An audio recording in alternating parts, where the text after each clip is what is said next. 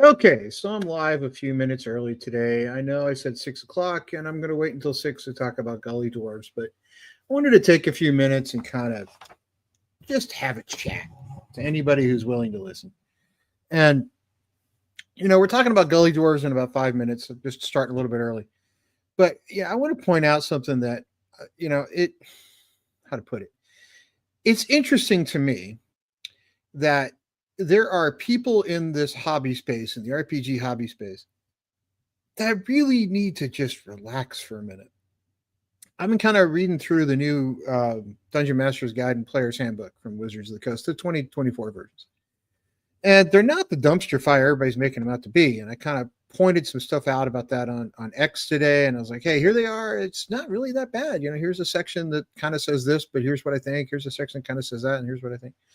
I've been called some really interesting names today. I've been told all kinds of things that I should just stop. I should leave the hobby. I should never again speak. One person said I was homosexual, which I guess the three kids I have running around, that certainly qualifies for that, I guess. But, which to me is weird because I'm like, okay, so what if I am? Who gives a crap one way or the other? Now, the interesting thing about all this is you throw it in a pile is that the things people are claiming are in those books are just not there. And they're saying, well, that's because of this. Hi, Michael. How are you? Michael, if you want to join, I'm happy to send you the link if you want to join in. Come on. But the things people are saying are in there are just not. There's some people, well, it's to prevent blue hair crazy people from doing things. That's to prevent, whatever. It's not any of those things. There's the stuff that people are claiming is just not true. So what I'm seeing in the Dungeon Master Guide in the Player's Handbook is, I've been playing since 1982. I'm solidly Gen X, and the people in the category of sort of where I'm at are interesting because we've been playing so long, but we also grew up in a world where you didn't necessarily have the world we have today. So what I mean by that is we grew up, playing baseball. We out in the yard doing different things, and we had some sort of social interaction experience that kids today don't necessarily have. And the stuff I'm seeing in these books is sort of like, okay, here's your guide to playing a game that's based on social skills that some people just may not have. And if you have those skills, those rules are kind of like, why are they telling me this? I get it. But people are so angry about those rules. They're like, oh my God, the world's going to stop spinning on its axis and we're all going to die. And that's the end of everything as I know it. And, it is what it is. So it doesn't make any sense to me that people are just this angry about words on a page when really those words are just trying to help people learn how to play a game. So I get it. Some people are angry about stuff that showed up in the 50th anniversary book and some dumbass stuff one Wizards of the Coast employee said about people that look like him leaving the game. Moronic things to say, moronic things to put out in that 50th anniversary book. But what people are saying are in these books with social engineering. It's just not. So everybody needs to just calm the hell down for a little bit. All right. Now, Gully Dwarves. That's why we're here. Get my coffee here because without coffee, nothing happens in this life. So Gully Dwarves. I've been playing for a long time, and one of the things that I have found is that the game has changed a lot over the years. Different things have come in. People have learned different things over time, and different characters, different races, different species, whatever you want to call them, have come in and out of fashion. Some people like some of them. Some people hate some of them. Kender are one of those things some people love, some people hate. I contend people just playing them wrong, but whatever. So I was going through and buying a bunch of old Dragon magazines and expanding out my RPG collection because I can't. And I found in Dragon Magazine 101 an article called All About Kender, and this one is out of Dragon Magazine 102, all about Gully Dwarves. Love them or hate them, Gully Dwarves are part of the surface of Krynn. So I was going to read a little bit through this.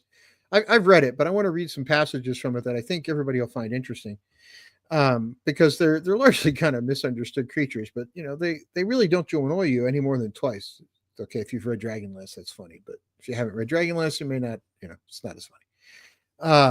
But I agree, Michael. People just like to be angry, and people just have this thing where it's like they're going to be angry at companies and angry at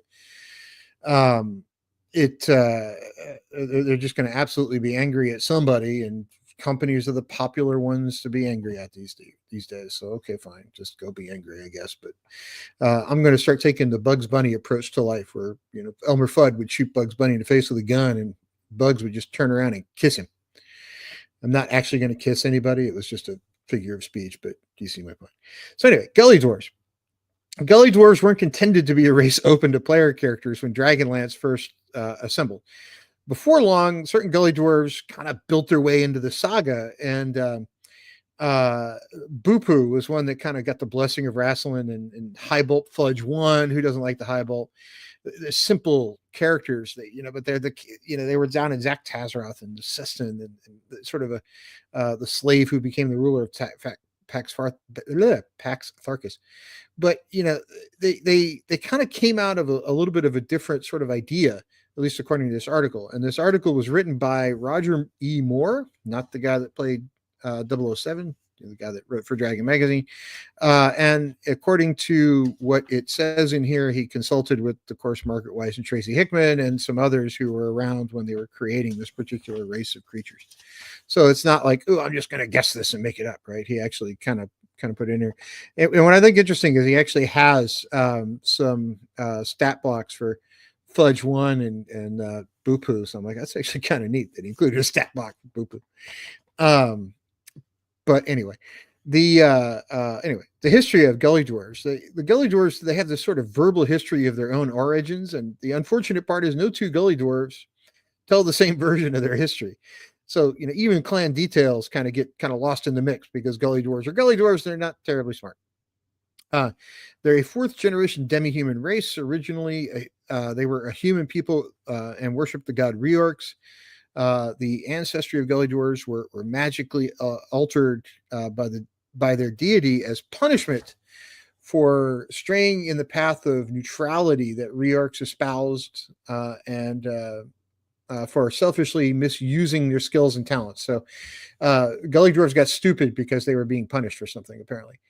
Reorx reduced his human worshippers in size and filled them with the urge to tinker, invent, and construct, and thus the race of gnomes was created. So these kind of guys sort of spun out of that.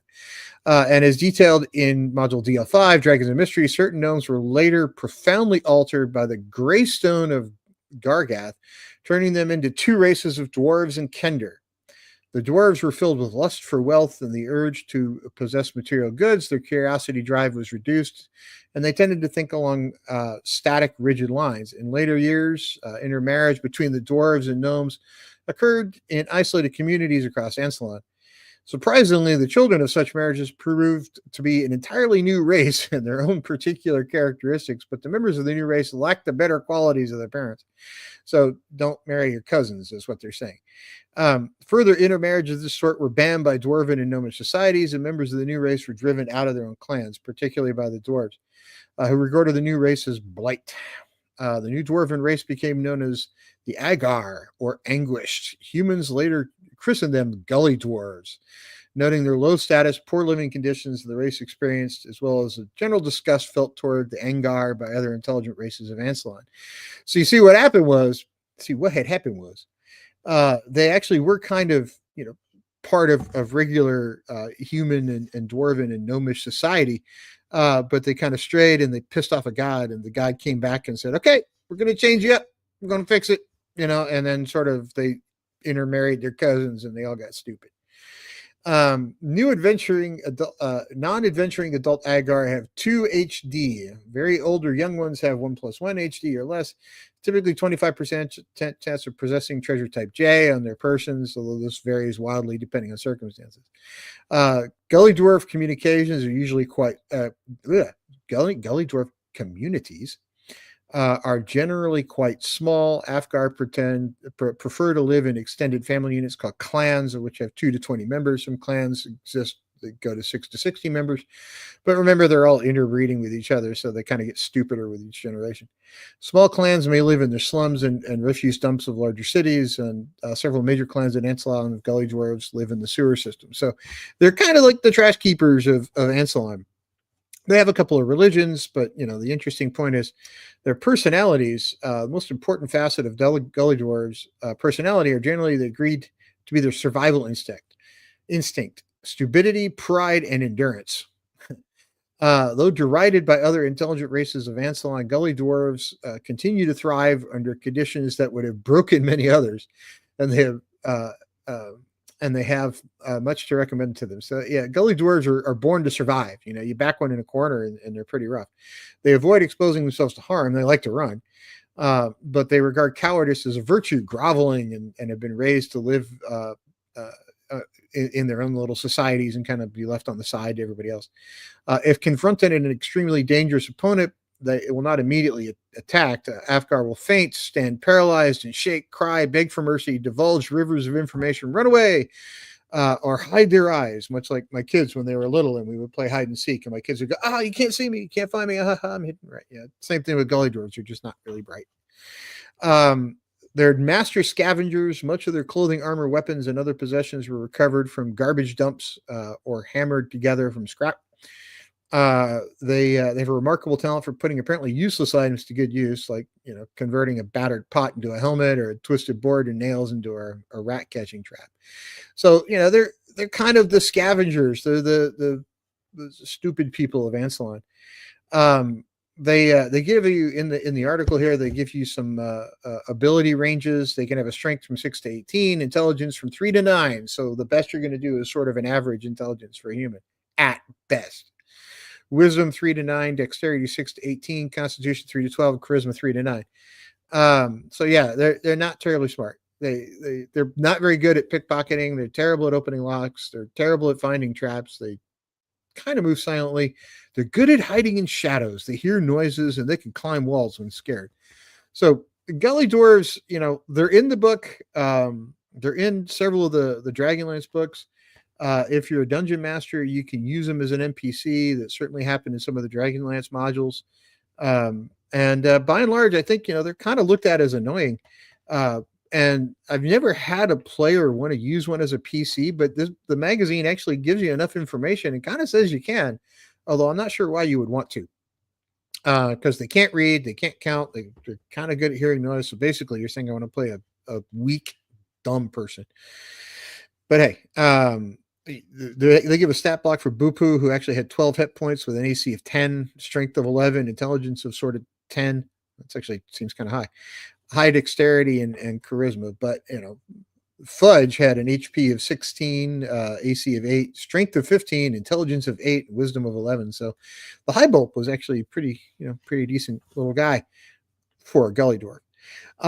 Now, would I ever use them as a player character? Absolutely not, right? Not a chance. If somebody came to me and I'm DMing a game and said, "Hey, can I use a gully dwarf?" I'm like, "Well, if you want to, go ahead," but they're likely going to get killed at some point. But they actually do have an origin story, and it's right there in Dragon Magazine. I thought it was kind of cool.